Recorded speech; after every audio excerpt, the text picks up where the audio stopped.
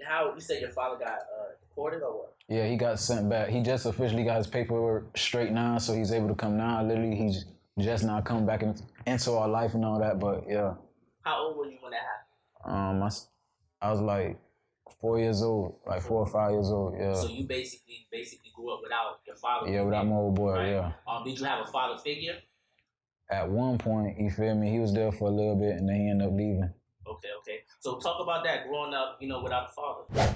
I mean, it was stressful because I ain't gonna lie. Lots of times, you feel me? All my battles, I wanted that father figure there, and that's at a certain point, you feel me? My old girl was always there to comfort me, but you always want your father there. So in the beginning, it was like a hate towards my father. You feel me? Once I got older, especially once I started getting in trouble, I ended up realizing, you feel me, why he did what he did. You feel me? And I ended up forgiving that. That's what's up.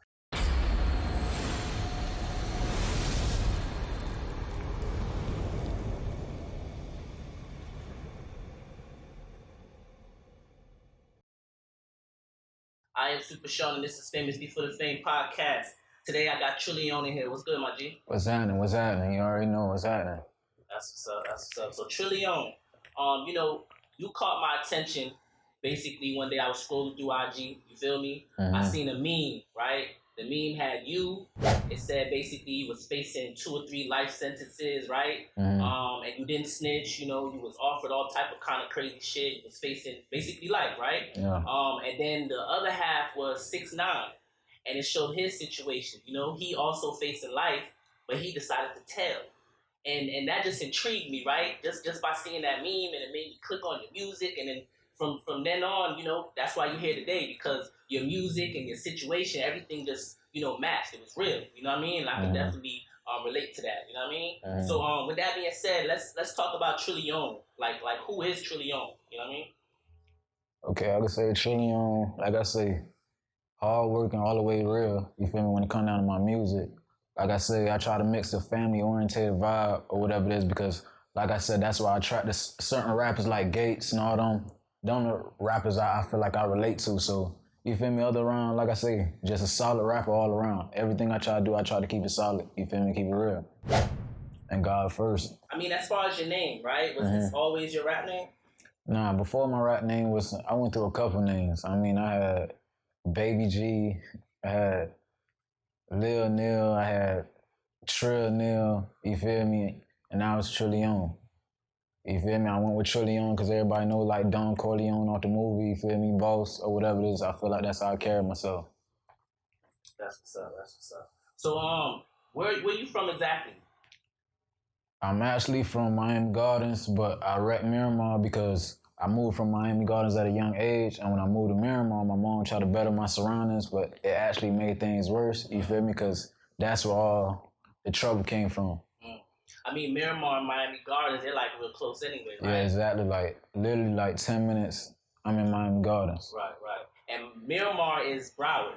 Yeah, that's right? Broward. And it's a part of Broward people really don't even talk about, right? You always hear about the Pompanos, the Lauderdales, and different things like that, but Miramar, to be exact. Let's talk about, your upcoming or upbringing in, Miami/Miramar.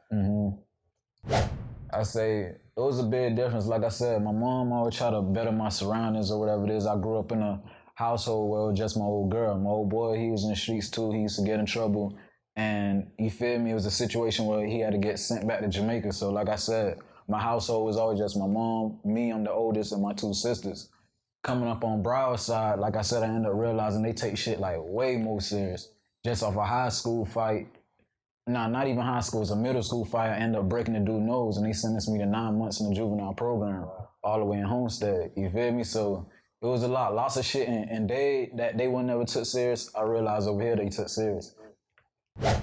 So I mean, you spoke about your father being Jamaican, right? So you're Jamaican as well, right? Yeah. All right. So I mean, growing up with that influence, your mom's Jamaican as well. Yeah, my mom's Jamaican too. Okay, so I mean, the Jamaican influence, period. Like talk about having that growing up in Florida itself. I mean, the Jamaican influence, like I say, I grew up, moms was real strict, you feel me? It's certain things that we live by. I really feel like all island people, but Jamaicans especially, you feel me?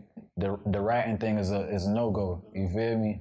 So just there's dumb characteristics right there, you feel me? You said your father got deported or what? Yeah, he got sent back. He just officially got his paperwork straight now, so he's able to come now. Literally, he's just now come back into our life and all that. But yeah. How old were you when that happened? I was like 4 years old, like 4 or 5 years old. Yeah. So you basically grew up without your father. Yeah, without my old boy. Right? Yeah. Did you have a father figure? At one point, you feel me? He was there for a little bit, and then he ended up leaving. Okay. So talk about that growing up, without a father. I mean, it was stressful because I ain't gonna lie. Lots of times, you feel me? All my battles, I wanted that father figure there, and at a certain point, you feel me? My old girl was always there to comfort me, but you always want your father there. So in the beginning, it was like a hate towards my father. You feel me? Once I got older, especially once I started getting in trouble, I ended up realizing, you feel me, why he did what he did. You feel me? And I ended up forgiving that. That's what's up. And a lot of times, kids don't get to that point where they understand, right? Mm-hmm. What made you understand yourself? Did you have kids yourself? Yeah. So like, what made it like just click in your head? Like, rather than giving you all this stress and problems about you not being there, let's just embrace the situation and keep it going. Mm-hmm. Basically, the kids. My kids was an eye opener. You feel me? It's certain things, like I tell everybody, once you start having kids, it bring out a different hustler in you. You feel me? It's really not about you anymore. So I understand the risk he was taking at the time.